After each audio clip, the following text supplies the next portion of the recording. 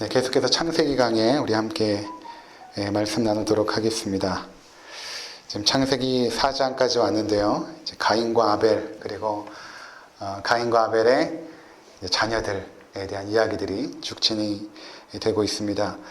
4장에는 총 7대의 그 자녀들이 나오고 있는데 이 7대라는 것은 상징적인 의미가 있죠. 성경에서 7이라는 수는 그 완전수이고 통합적인 숫자를 의미하죠. 그래서 7대까지의 시간을 보여주면서 그 가운데 어떠한 일이 있었는가, 인간의 죄악으로 말미암아 아담과 하와의 창세기 3장에서의 그 하나님을 불신했던, 불순종했던 죄악으로 말미암아 창세기 4장부터 시작하여서 이 아담의 7대손 가운데 과연 어떠한 일이 일어났는가를 우리 가운데 말씀하고 있습니다. 그 첫 번째 사건이 바로 가인이 아벨을 쳐 죽였던, 하나님께 예배하는 그 문제 속에서 인간의 죄성이 드러나죠. 인간의 그 죄성은 그냥 평범할 때 드러나는 것이 아니라 어떤 자극을 받을 때, 그때 인간의 죄성이 드러나지 않습니까? 평범할 때는 다 좋습니다. 다 사람들 착하고 또 매너 있고 교양도 있고 그래 보이지만 어떠한 자극을 받게 되면 그 안에 있는 죄성이 드러나죠. 그래서 우리가 부부가 이렇게 같이 살다가 어느 순간에 다투게 되면 그런 말 하지 않습니까? 당신 그런 사람인지 몰랐다고. 그런데 그런 사람입니다, 원래.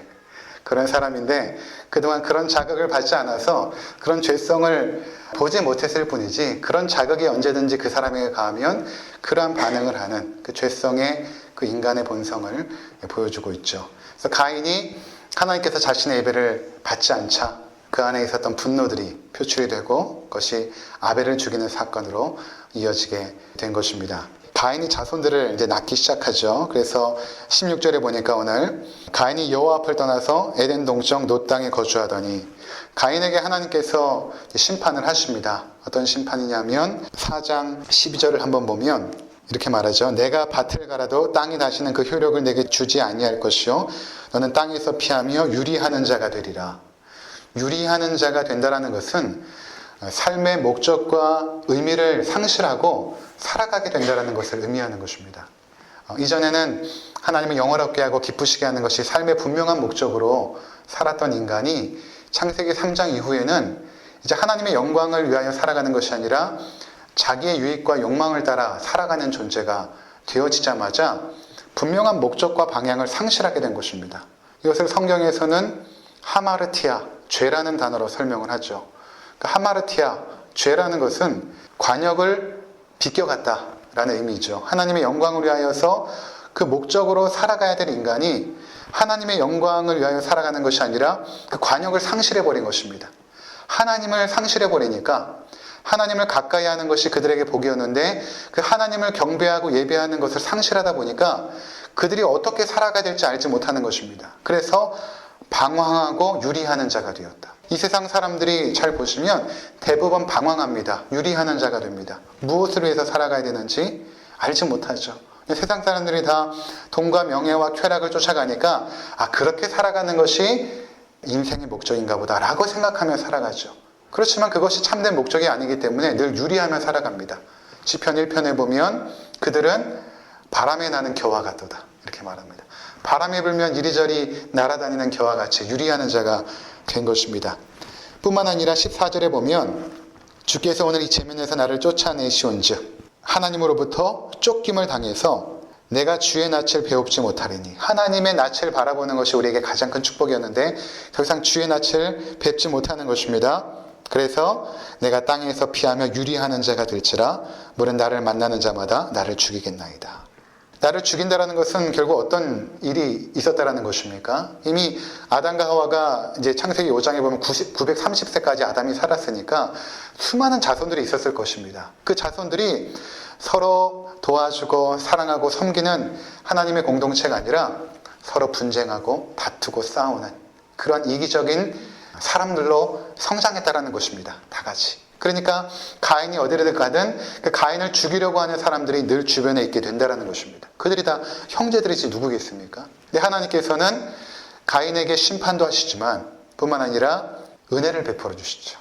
하나님의 이 성품, 은혜와 공의, 진노 중에도 긍휼이 있지 아니하시는 그 하나님의 은혜가 가인에게도 부어져서 가인을 즉각적으로 심판하지 않고 그에게 하나님의 낯을 뵙지 못하는 심판을 하셨지만 그래도 생명을 보존하고 이제 그가 살아갈 때에 그를 해치지 못하도록 그에게 표를 주십니다. 그것이 표가 어떤 것인지 정확히 알지 못하지만 어떤 사람들은 이마에 무슨 문양을 새겨줬다 이렇게 이야기하지만 정확히 알지 못합니다. 그런데 사람들이 가인이 갈 때 저 사람은 하나님께서 보호하는 사람이다. 우리가 해쳐서는 안 된다라는 표를 가인에게 주어서 그가 비록 죄인이었지만 하나님의 낯을 떠나서 살아갈 때에 생명을 보존하고 유지할 수 있게 되었던 것입니다. 그래서 이러한 표를 통하여 하나님께서 우리를 보호하시고 인도하시는 그 은혜는 가인뿐만 아니라 가인의 후손인 오늘날까지도 하나님께서 그의 백성들에게 표를 주십니다. 그 표가 뭐라고 말씀드렸습니까? 십자가의 표를 우리 가운데 주시는 것이죠. 그 십자가를 믿는 자들에게 성령으로 인치심을 받아 우리가 하나님의 은혜 속에서 저주당하지 않고 심판받지 않고 하나님의 은혜의 백성으로 살아갈 수 있도록 그렇게 역사하십니다. 그렇게 가인이 이제 에덴을 떠나서 동쪽으로 갑니다. 그의 부모였던 아담과 하와도 에덴 동편으로 떠나게 됐죠. 그리고 하나님께서 에덴 동편으로 그들을 내쫓으시고 에덴을 불검으로 이렇게 휙휙 돌면서 불검과 천사들을 통하여 에덴을 지키십니다. 다시는 에덴을 돌아오지 못하도록 그들을 내어 쫓습니다. 그리고 아담과 하와도 동쪽으로 갔는데 가인도 동편으로 갑니다. 동편으로 가는데 아마도 아담과 하와가 살았던 곳보다 훨씬 더 멀리 그들과 전혀 교제하거나 소통할 수 없을 정도로 아주 멀리 동쪽으로 가서 노 땅이라는 땅에 거주하게 됩니다. 그러니까 하나님께서 가인에게 은혜를 베풀어 주신 것이죠. 거주할 수 있도록. 물론 그가 유리하는 자가 되었죠. 이 유리한다는 의미가 그냥 정처 없이 막 떠도는 것이 아니라 삶의 목적과 의미를 상실했다라고 말씀을 드렸습니다. 그러면서 그가 한 땅을 얻게 되었고 그 땅을 노시란 땅으로 부르면서 그곳에서 정착하게 됩니다. 그래서 하나님께서 그에게 은혜를 또 베풀어 주셔서 17절에 보니까 아내를 얻게 되고 아내와 동침하여서 그가 임신하여 에녹을 낳은지라. 가인이 성을 쌓고 그의 아들의 이름으로 성을 이름하여 에녹이라 하니라. 그 노 땅에 거주하여서 결혼을 하게 된 것입니다. 에녹이라는 아들을 낳죠. 그리고 성을 쌓습니다. 그리고 그 성의 이름을 에녹성이다 이렇게 부른 것입니다. 자, 이 사건이 왜 중요할까? 그 성을 쌓는다라는 것은 그 당시에 이미 문명을 건설하고 있었다라는 것을 의미합니다. 보통 진화론자들은 어떤 문명이 한참 이후에 나온 것으로 생각되어지지만 실제로 이미 가인 때에 하나의 문명을 이루기 시작한 것입니다. 성이라는 것은 계측을 해야 되고 측정을 해야 되고 또 건축술도 있어야 되고 이러한 어떤 과학적인 것들이 있어야 되거든요. 그러니까 가인 때 이미 탁월한 지성을 가지고 있었겠죠. 이미 아담과 하와에게 그 놀라운 탁월한 지성이 있었던 것처럼 가인에게도 그런 탁월한 지성이 있었던 것입니다. 오늘날 사람들만 탁월한 지성이 있는 것이 아닙니다. 이미 옛날부터 하나님의 창조된 존귀한 백성들은 아주 탁월한 지성이 있었죠. 어쩌면 오늘날 더 우리가 그 지성을 잃어버렸을지도 모릅니다. 왜냐하면 예전에 제가 어릴 때만 해도 전화번호 정도는 한 30개에서 50개 정도는 그냥 이렇게 외우고 다녔거든요. 근데 여러분 전화번호 한번 누구 외우냐라고 물어보면 아마 5개 넘기가 어려울 것입니다. 그렇죠? 못 외우죠.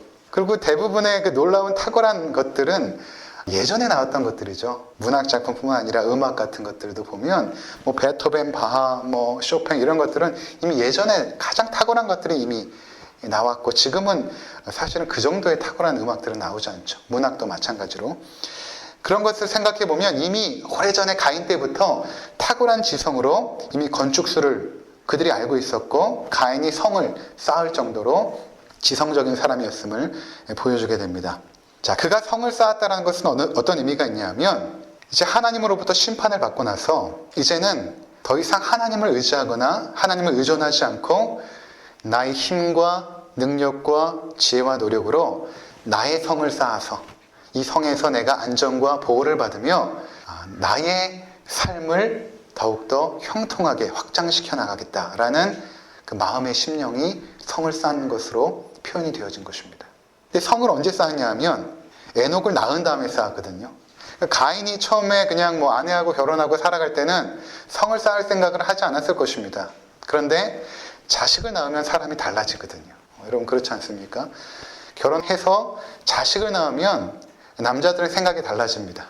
그러니까 가인이 아내를 얻고 에녹을 낳고 나니까 마음의 생각이 점점 어디로 향하기 시작했냐면 우리 가정이 하나님을 의지하고 하나님을 의존하여서 내가 비록 이전에 아벨을 죽이는 죄악을 범했지만 하나님을 인자하시고 또 하나님은 긍휼이 풍성하시니까 그 하나님께 회개하고 다시는 죄를 짓지 말고 나에게도 하나님의 은혜가 부어졌으니 하나님을 이젠 예배하고 경배하는 삶을 살아야겠다. 이쪽으로 흘러간 것이 아닙니다. 그렇게 살아가지 않고 가인의 마음에 어떤 생각이 들기 시작했냐면 내가 하나님으로부터 심판을 받았는데 비록 은혜도 받았지만 심판을 받았는데 이제 내가 하나님 없이도 나의 힘과 지혜와 능력과 나의 어떤 지혜를 통하여 나의 성을 구축하여 우리 가족이 한번 행복하고 형통한 삶을 한번 살아보자 라고 결단하고 성을 쌓기 시작한 것입니다. 이러한 성을 쌓게 되면 어떤 결과가 생깁니까?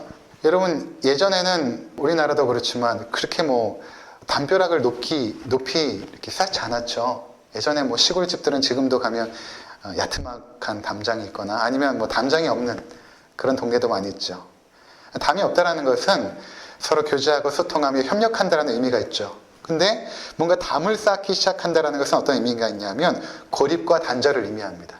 저들과 더 이상 내가 교류하지 않고 내가 고립되어서 단절되어서 나만의 형통함, 나만의 삶의 행복을 추구하겠다라는 그의 마음이 있었던 것입니다. 그러니까 주변에 형제들이 있었지만 그들과 더 이상 내가 교류하지 않겠다. 그리고 이것은 또 하나 어떤 의미가 있냐면 그 당시에 이미 전쟁의 상태가 되었던 것입니다. 이미 가인이 아벨을 쳐 죽인 사건 이후로 살인이라는 행동은 인간의 삶에 아주 자연스럽게 도입되기 시작합니다. 살인이라는 것. 왜냐하면 이 땅에 있는 자원으로밖에 살 수 없기 때문에 하나님의 자원을 끌어서 그 자원으로 행복과 안위를 삼았던 인간들이 하나님의 은혜를 받지 못하니까 인간 내부에 있는 자원으로밖에 살 수 없죠. 근데 지구라는 땅에 자원이 한정되었기 때문에 그 자원을 쟁탈하기 위해서는 결국에는 다른 사람의 자원을 빼앗아 올 수밖에 없는 것입니다. 이것이 개인적으로는 싸움이지만 확장되어지면 종족 간의 전쟁이 되어지고 더 확장되면은 국가 간의 전쟁이 되어지는 것 아니겠습니까? 그러니까 지금도 마찬가지로 모든 전쟁은 자원 쟁탈전이죠. 물 때문에 전쟁이 일어나기도 하고 석유 때문에 전쟁이 일어나기도 하고 전쟁이 대부분 자원을 강탈하기 위한 전쟁 아니겠습니까? 그러니까 이미 가인 때부터 전쟁이라는 것은 인간 삶에 아주 자연스럽게 도입이 돼서 서로 치열하게 경쟁하면서 다른 사람을 짓밟고 죽이는 삶으로 인간의 삶의 패턴이 고정화된 것입니다. 그러니까 여러분 우리도 지금 살아가는 삶을 보면 경쟁하죠. 이게 전쟁터입니다. 경쟁하여서 앞에 나가는 선두에 있는 사람들만 자원을 많이 차지하고 그렇지 못한 사람들은 도태되어져서. 그러니까 어제 뉴스를 보니까 상위 10%와 하위 10%의 간극이 그 경제적인 간극이 38배가 되었다. 이런 보도가 어제 나더라고요. 그러니까 결국 이런 경쟁 사회가 상위에 있는 사람들만 자원을 많이 차지하게 되고 그 외의 사람들은 피폐한 삶을 살 수밖에 없는 이런 전쟁의 상황 속으로 인간이 들어가게 된 것입니다. 그럼 이러한 양극화가 심화되면 어떻게 되겠습니까? 결국에는 가난한 쪽에서 혁명을 일으키게 되었습니다. 그러니까 국가는 항상 그것을 다스리기 위해서 가능하면 이 하층 부류의 사람들의 분노가 표출되지 않도록 하는 아주 중요한 그 정부의 정책들을 계속해서 복지 정책으로 쓰지 않겠습니까? 그러니까 이러한 어떠한 그 전쟁터의 이 인간의 삶의 상황들, 이것들이 이미 가인 때부터 보편화되었고, 그래서 결국에는 성을 쌓을 수밖에 없는. 오늘날도 마찬가지로 우리가 성을 쌓죠. 돈 있는 사람들은 집에 가보십시오. 다 엄청난 성을 쌓아서 도대체 문이 어디 있는지 알지 못할 정도로 성을 쌓고 있는 것입니다. 요새는 아파트만 들어가도 아파트 이름도 왜 이렇게 어려운지.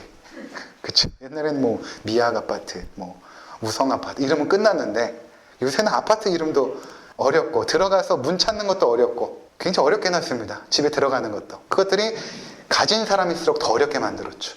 가진 사람일수록 그 집에 들어가기가 어려울 정도로 성벽을 계속 쌓는 것입니다. 구축하여서 다른 사람들과 단절하고 고립하여 나의 삶의 행복과 유익을 내가 스스로 추구하겠다. 거기엔 더 이상 하나님을 의지하거나 의존하지 않고 내 힘과 지혜와 능력으로 살겠다라는 그 마음의 중심이 그에게 있었던 것입니다. 이렇게 성을 쌓게 되고 에녹을 낳게 됐죠. 자, 그리고 18절에 보니까 에녹이 이랏을 낳고 이랏은 무후야일을 낳고 무후야일은 무드사일을 낳고 무드사일은 라멕을 낳았더라. 자, 이렇게 쭉 나가다 라멕 때에서 딱 끊는 것은 무엇인가 하면 라멕 때에서 어떤 사건이 있었기 때문에 라멕 때에서 끊는 것입니다. 그래서 19절부터 라멕 때 어떤 사건이 있었는가에 대해서 24절까지 말씀하고 있습니다. 자, 라멕이라는 아들을 낳았는데 가인의 5대손이죠. 이 5대손 라멕이 19절에 보니까 라멕이 두 아내를 맞이했으니 하나 이름은 아다요 하나 이름은 실라였더라. 자, 가인 때에 성을 쌓았다고 한다면 라멕 때에는 어떠한 현상이 생겼냐면 일부 일처제가 파괴가 되어집니다. 두 아내를 맞이합니다. 하나 이름은 아다고 하나 이름은 실라였더라. 하나님께서 처음에 아담과 하와를 창조하시고 그 둘을 한 몸으로 엮으사 하나님께서 짝지어주신 이 짝을 사람이 나누지 못할지니라. 하나님께서 친히 주례하시고 그들을 아름다운 사랑으로 엮으셨는데 하나님께서 정하신 법은 한 사람의 남성과 한 사람의 여성이 만나 결혼하는 일부 일처, 이것이 성경적인 원리인데 이미 가인의 5대손인 라멕 때에 이 질서가 깨어집니다. 두 아내를 맞이합니다. 하나 이름이 아다고 하나 이름이 실라입니다.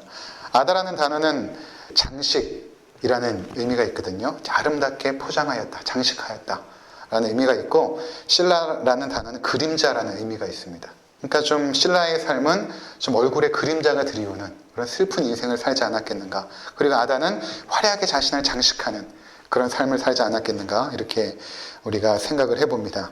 일부 일처제가 깨어졌다라는 것입니다. 인간이 욕망의 존재가 된 것이죠. 욕망의 존재. 지난번에 한번 말씀드린 적이 있지만 인간에게 있는 그 욕망 자체는 죄는 아닙니다. 인간에게 있는 그 욕망들, 그 욕구들, 욕망이 아니라 욕구들, 예를 들어 식욕 또는 어떤 자아 성취 욕구, 이런 어떤 욕구들 또는 성욕, 이런 것이 있어야 가정도 꾸릴 수 있고 또 어떠한 삶 속에서 자신이 목적한 것들을 성취해 나갈 수 있고 또 음식을 먹고 또 건강을 유지할 수 있고, 이 욕구 자체가 없는 것이 질병이죠. 그러니까 하나님께서 인간을 창조하시고 기본적인 욕구를 그들에게 주십니다.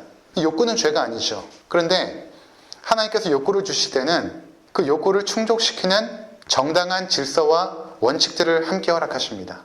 예를 들어서 인간은 하루에 밥을 우리들은 이제 세 끼를 먹지만 뭐 두 끼를 먹거나 세 끼를 먹으면 살죠.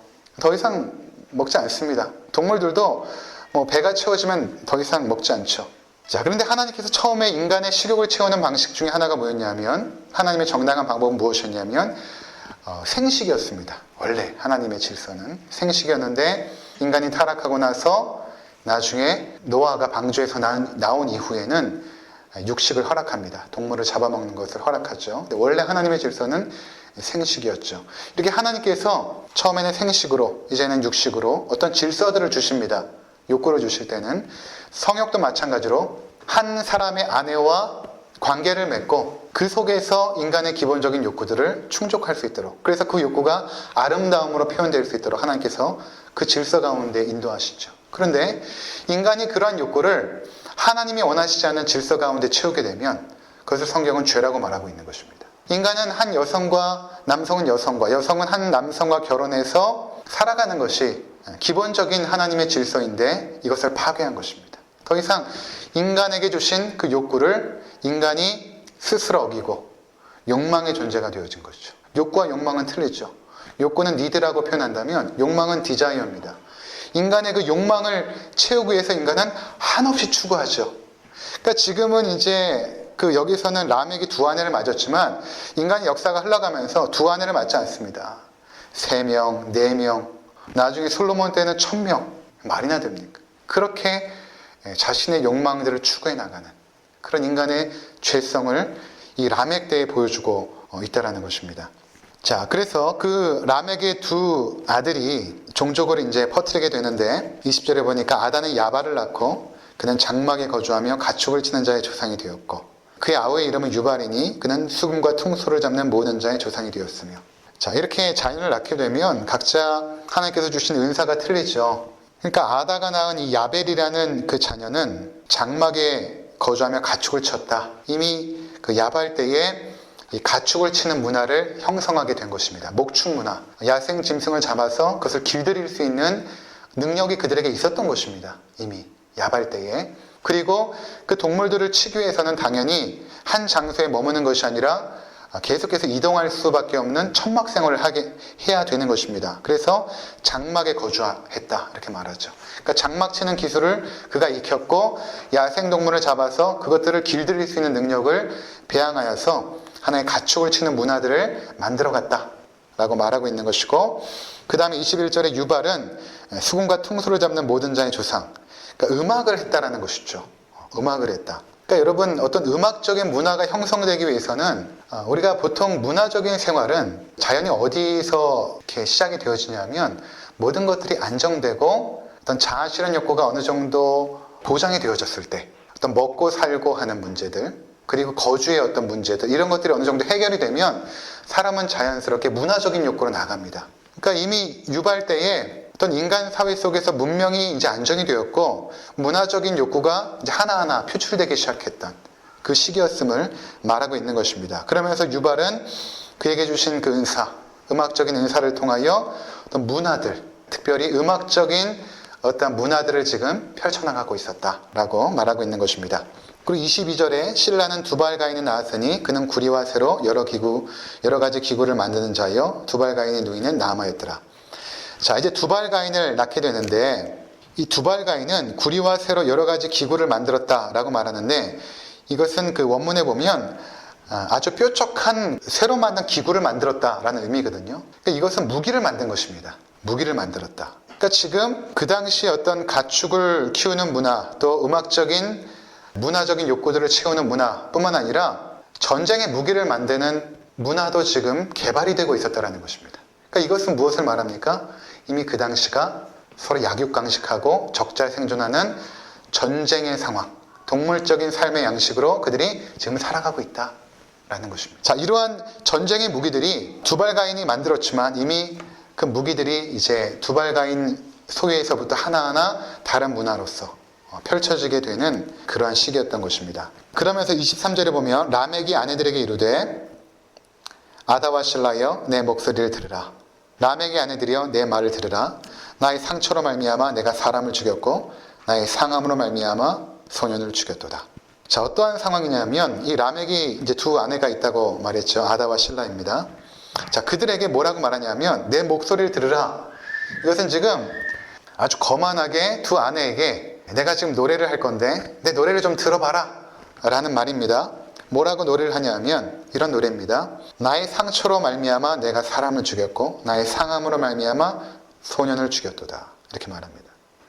어떤 의미가 있냐면 지금 두발가인이 만든 그 무기를 이 라멕이 소유한 것이죠. 근데 어떤 상황이었냐면 소년, 그러니까 아마 전쟁의 상황 속에서 아주 젊은 그 청년들이 라멕을 상처를 입힌 것으로 추정이 되어집니다. 그래서 라멕이 상처를 입자 이제 라멕이 나이가 들지 않았겠습니까? 노년의 나이인데 그 젊은이를 상대할 수 없으니 자신의 아들 두발가인이 만든 그 연장, 그 무기를 가지고 그 소년을 죽이게 됩니다. 그가 어느 정도 상처를 입었는지 모르겠지만 그 상처를 받고 나서 그를 죽입니다. 그리고 이것을 굉장히 자랑스럽게 말합니다. 그러니까 여러분 오늘날 잘 보십시오. 인간이 전쟁을 미워하는 문화이죠. 전쟁을 인간들이 사람을 죽인 것을 자랑합니다. 그러니까 전쟁을 미워하는 문화이죠. 상대방을 죽이고 승리하고 내가 전리품을 획득했다 라고 자랑하는 문화. 이 문화를 지금 말하고 있는 것입니다. 그러니까 사람을 죽인 것은 굉장히 부끄럽고 굉장히 치욕스럽고 수치를 당해야 될 일인데 라멕에게 그 마음의 양심이 이미 파괴된 것입니다. 이미 가인이 아벨을 죽인 이후에 인간에게 살인이 어떤 삶의 모습으로 확정이 되어졌다라고 말하지 않았습니까? 그러면서 죄책감도 없어진 것입니다. 양심이 무너지고 파괴된 것입니다. 내가 조금 상처 입자 그를 죽인 것을 아주 자랑스럽게 생각하는 것입니다. 그러면서 이렇게 말합니다. 24절에는 가인을 위하여는 벌이 7배일진데 라멕을 위하여는 벌이 77배이로라 하였더라. 이것은 무엇입니까? 하나님께서 가인을 해치는 자에게 내가 7배로 벌하겠다라고 가인을 보호했다면 라멕이 지금 뭐라고 말하냐면 나의 조상 가인이 하나님의 은혜를 받아서 비록 그가 살인자였지만 보호를 받은 것처럼 만약에 누군가 나를 해치게 되면 하나님께서 그를 77배로 갚아줄 것이다 라고 아주 자랑스럽게 자기 스스로 그렇게 하나님을 판단하고 있는 것입니다. 얼마만큼 자기 중심적인 인간이 되었는가. 하나님이 한 번도 그에게 말씀하지 않았는데 그가 스스로 이렇게 교만하게 당당하게 그렇게 떠들고 있다는 것입니다. 이러한 죄의 문화들을 지금 가인의 자손들이 보고 있죠. 가인과 아담의 그 범죄 이후에 가인, 그리고 그의 여기까지 오는 동안, 라멕까지 오는 동안, 그리고 라멕의 자녀들까지 오는 동안, 6대 손까지 오는 동안 얼마만큼 이 문명 자체가 하나님으로부터 떠나서 인간 스스로 자신의 삶을 확장하고 그 안정을 추구하려는 이 문화 속에서 얼마만큼 인간의 마음이 부패하게 되었는지, 사람을 죽이고도 전혀 죄책감을 느끼지 못하는, 그러니까 얼마 전에도 사람을 살해하고 토막살해하고 나서도 아무런 죄책감을 느끼지 못하는 사람들을 뉴스에서 보지 않습니까? 한 30대의 젊은 고유정이라는 여성이 그 어린아이를 죽이고 남편을 죽여 토막살인하여 바다에 뿌리고, 그러면서도 아주 얼굴은 전혀 죄책감을 느끼지 못하는, 근데 심리학자들이 분석해낸 사이코패스도 아니고 도대체 인간의 그 심령이 얼마만큼 파괴되어졌으면 이 정도로 죄성이 드러날까라는 것입니다. 이게 이미 가인의 후손들이라는 것입니다. 가인의 후손들이 그렇다라는 것입니다. 그러니까 이것이 우리 인간의 문화예요. 인간의 문화. 우리가 뭐 굉장히 교양 있고 배운 사람 같지만 그렇지 않습니다. 우리가 하나님을 만나고 우리가 예수 그리스도로 말미암아 거듭나기 전의 상태는 이렇게 부패한 존재입니다. 우리 가족밖에 모르고 우리 가족을 위하여 성을 쌓고, 그리고 우리 가족을 침체우면 두발 가인처럼 그들을 공격하여서 그들을 죽이고 우리만 살면 되고 하는 이 경쟁의 이 치열함, 그리고 마치 그렇게 해서 나의 삶에 안정을 추구하고 뭔가 부유함을 얻게 되면 이것을 자랑스럽게 떠들면서 자기 승리를 자랑하는 이러한 문화들, 이것이 바로 인간사회 문화임을 성경은 보여주고 있습니다. 자, 이렇게 침통한 문화를 보여줬다면 성경이 여기서 끝나지 않고 또 하나의 소망을 줬죠. 우리가 지난번에는 하나님께서 가인을 심판할 때 공의로 그에게 심판을 내렸지만 또 그에게 표를 주어서 은혜를 베풀어 줬던 하나님의 인자하심을 보았다면 오늘도 마찬가지입니다. 한쪽의 무리에서는 가인의 그 후손들이 아주 침울한 인간의 죄악된 역사를 보여주지만 또 한편에서는 하나님의 놀라운 은혜의 역사가 펼쳐지는데 25절과 26절을 보시면 아담이 다시 자기 아내와 동침함에 그가 아들을 낳아 그 이름을 셋이라 하였으니 이는 하나님이 내게 가인이 죽인 아벨 대신 다른 싯을 주셨다 함이며 셋도 아들을 낳고 그 이름을 에노스라 하였으며 그때 사람들이 비로소 여호와 이름을 불렀더라. 자, 아담이 다시 자기 아내와 동침하죠. 그래서 아들을 낳았는데 그 이름을 셋이라고 부릅니다. 이는 하나님이 내게 가인이 죽인 아벨 대신 다른 씨를 주셨다 함이며 이렇게 말합니다. 자, 하와가 그의 이름을 셋이라고 짓습니다. 그러면서 그 의미가 무엇인가 하면 하나님이 내게 가인 죽인 아벨 대신 다른 씨를 주셨다 라고 하여서 그 이름을 셋이라고 말합니다. 이 씨라고 표현이 되어지죠. 가인의 이름은 그냥 사람이라는 뜻의 이름이었거든요. 그러니까 하와가 가인을 낳고는 그냥 사람이라는 뜻의 이름을 주었다면 셋이라는 자녀를 낳았을 때는 씨라는 단어를 씁니다. 다른 씨를 주셨다. 여러분, 사람과 씨는 다릅니다. 씨라는 것은 그 안에 엄청난 가능성과 엄청난 하나님의 능력을 담고 있는 게 씨입니다. 성경에는 이 씨라는 단어가 특별히 하나님의 자녀들을 표현할 때 씨라는 단어를 주시거든요. 아브라함에게도 내가 너에게 땅을 주겠고 내가 너에게 씨를 주겠다는 약속을 하시거든요. 이 씨라는 것은 나중에 예수님께서 하늘의 씨가 땅에 심겨지면 30배, 60배, 100배 아름다운 열매를 거두겠다라는 의미로도 사용하시죠. 그러니까 뭔가 씨는 보이지 않지만, 겨자씨 같이 아주 보이지 않지만 그가 심겨졌을 때는 아주 폭발력 있는 하나님의 능력과 영광을 나타내는 것처럼 셋이 태어났을 때는 씨라는 단어를 사용합니다. 하나님께서 씨를 주셨다. 다른 씨를 주셨다. 이 다른 씨라는 단어는 3장 15절에 똑같은 단어가 사용되어지는데 내가 너로 여자 원수가 되게 하고 내 후손도 여자의 후손과 원수가 되게 하라니 여자의 후손은 내 머리를 상하게 할 것이요 라고 했을 때 이 여자의 후손이라는 단어도 마찬가지로 씨입니다. 그러니까 하나님께서 아주 죄악되고 타락한 이 세상 가운데 항상 무언가 하나님의 능력의 씨들을 계속해서 우리 가운데 보내주고 있다는 것을 의미하고 있는 것입니다. 그리고 셋 또 아들을 낳고 그의 이름을 에노스라 하였으며 그때 사람들이 비로소 여호와 이름을 불렀더라. 그 전까지는 여호와 이름을 부르지 않은 것입니다. 자기가 하나님이 되어서 자기의 욕망을 추구하며 자기의 삶을 스스로 능력과 지혜로 확장하며 하나님의 이름을 부르지 않았던 그들이 이제는 드디어 아담과 하와의 아름다운 후손 셋의 아들 에노스를 통하여 드디어 여호와의 이름을 부르게 됩니다. 하나님을 예배하는 백성들이 이제 태어나게 됩니다. 그러면서 인류의 역사는 5장부터 계속 보면 이러한 어둠의 그 자식들의 계보가 쭉 나오죠. 어둠의 자식들의 계보. 그리고 또 한편에서는 하나님께서 보내주신 아름다운 복된 씨앗들의 역사들도 계속해서 보여주고 있습니다. 5장 이제 다음 주에 살펴보게 되겠지만 메시지가 이것입니다. 누가 누구를 낳고 죽었더라. 누가 누구를 낳고 죽었더라. 죽음의 역사를 보여줍니다. 육신적으로 죽었을 뿐만 아니라 영적으로 죽은 인생들, 하나님을 떠난 인생들은 다 죽은 인생들이다. 그 어둠의 자녀들의 씨앗들은 다 죽은 존재들인데 그 가운데 놀라운 하나님의 씨앗들이 간혹 가다가 일어납니다. 그 중에 한 사람이 에녹, 하나님과 동행한 사람 에녹. 많은 자들이 씨로 나오지 않습니다. 그러니까 나중에 보면 이 성경이 뒷부분에 선지자들이 하나님 앞에 통회하며 부르짖죠. 하나님, 어떻게 이 땅에 이렇게 바알들을 섬기는 사람이 많고 하나님을 경외하는 자들이 없습니까? 그렇게 탄식하며 기도할 때 하나님께서 내가 바알을 섬기지 않고 바알에게 무릎 꿇지 아니하는 7,000명의 하나님의 신실한 씨앗들을 남겨두었다. 그런 말씀 하시지 않습니까? 그런 씨앗들.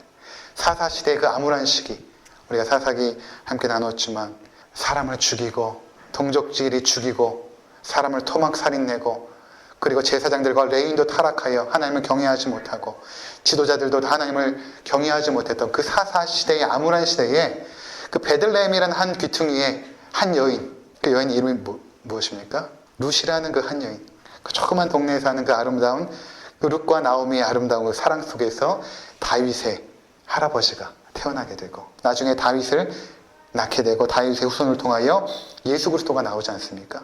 이게 하나님께서는 창세기 이미 3장에서부터 약속하신 여자의 후손의 그 씨앗들을 우리 가운데 한 사람 한 사람 보내주어서 마침내 인류의 구원을 이룰 것을 계속해서 우리 가운데 보여주고 있다는 것입니다. 결국엔 이 씨앗이 예수 그리스도에게서 성취가 되지 않습니까? 그리고 예수 그리스도께서 하나님의 미랄이 되어 이 땅에 심겨짐으로 그 놀라운 하나님의 구원의 역사가 예수 그리스도를 통하여 우리 한 사람 한 사람에게 임하여 우리도 하나님의 씨앗이 된 것입니다. 우리가 하나님의 그 놀라운 자녀들이 되었죠. 그 역사들이 이미 창세기 4장에서부터 우리 가운데 보여주고 있다는 것입니다. 자, 이 두 가지의 모습, 창세기 4장에서 보여주는 이 두 가지의 모습 계속해서 대조하여 보여줍니다. 가인과 아벨. 그리고 오늘은 이 가인의 여러 후손 중에 람의 길과 또 하나는 셋의 길이 있습니다. 그럼 우리가 어느 길에 서 있는가?